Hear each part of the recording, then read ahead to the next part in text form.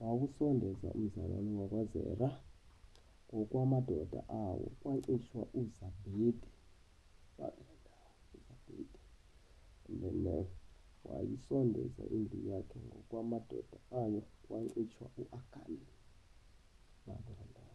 Unyana ka-Akeni, unyana kaZebhedi, unyana kaZera waziswa wesizwe sakwaYuda. Wathi Yoshuwa ku-Akani, nyana wami, mzukise uYehova uThixo wabasebele, umdumise. Khawundixelele into oyenzileyo, musa ukukhanyela kum.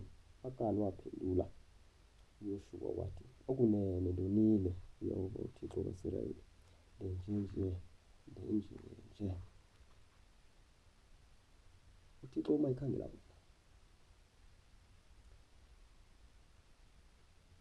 qala esizweni ukusa,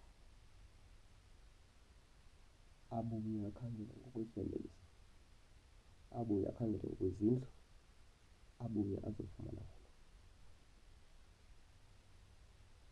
Isizwe sakaSirayeli ngamele kwathiwa sonke sonile because of that person. You understand? Isizwe sonke sakaSirayeli kodwa sonke sonile ngenxa yabantu one. Kodwa nxa kukhangelwa kwavela isizwe sakwaYuda phakathi kwesirayeli wonke, emveni isizwe sakwaYuda kwavela umzalwane. Understand? So uThixo uhamba ngokwexhumelelwano ukuze akufumane. Uba uyayi-understanda loo nto uzawuya kude apha ebomini. If you can understand loo nto leyo, then uzawuya kude ngokwakwamoya.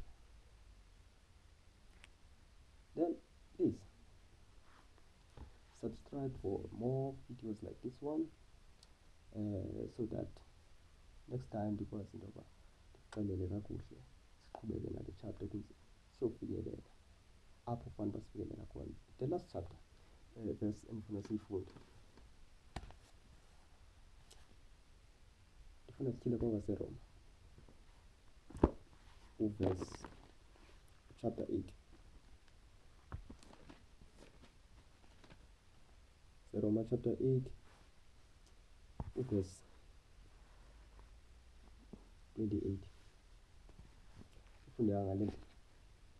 Uthi siyazi ke ukuba zonke izinto zisebenziselana okulungileyo kwabo bamthandayo uThixo, kwababiziweyo kwakwingqibo yakhe. Ngokuba abo wababizayo ngenxa engaphambili wabamisela ngenxa engaphambili ukuba bafane nomfanekiso wonyana wakhe ukuze abe ngowamazibulo kubazalwana abaninzi. Abo ke wabamisayo ngenxa engaphambili wabuya wababiza bona, waza abo wababizayo wabuya wabagwebela bona. Oko ke wabagwebelayo wabuya wabazisa nokubazisa bona. Each and every seed iqala kwangenxa engaphambili. Mhlawumbi namhlanje usengazibona wena into yakho yaxa kwasekuqaleni. So xa ukhangakhangela imbali even kaYesu, xa ujonga imbali kaYesu, siyijonga phaa kuLuke chapter 3.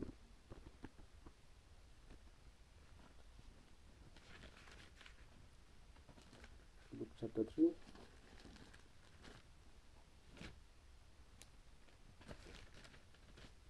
Chapter 3 verse 23. Ifuna amadoda. Waye uYesu eminyaka ngathi 30 ezelwe.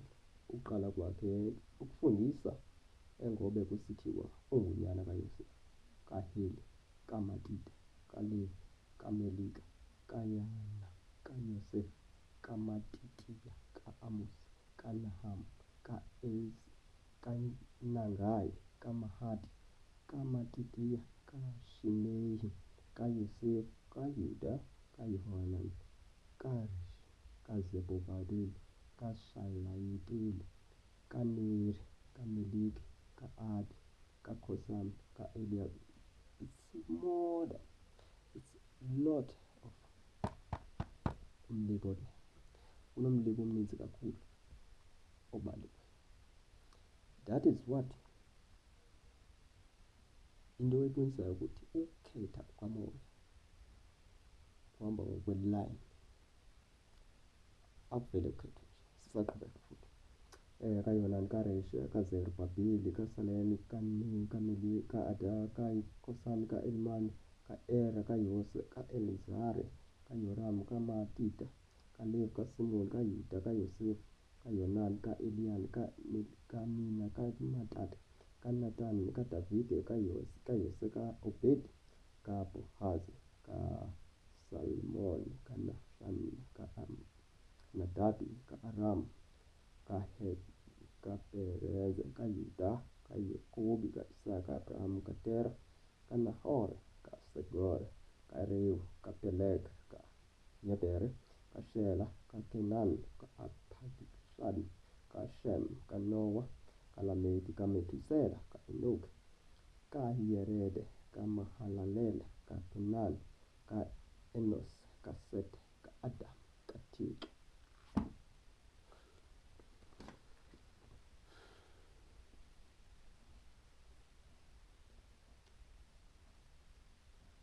You need that language. That's what I can say.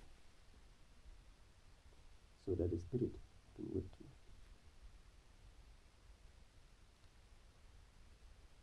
you. You need that. Ukwazi ukusebenzela uThixo ungenayo la lineage, because it's how uThixo eza kufumana, because of your lineage.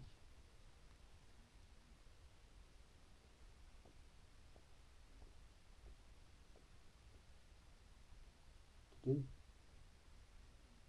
if you continue watching videos like this, you'll find your lineage, how God works, how the Spirit chose abantu basi. Hope this video finds you well. Let me see you next time. Thank you.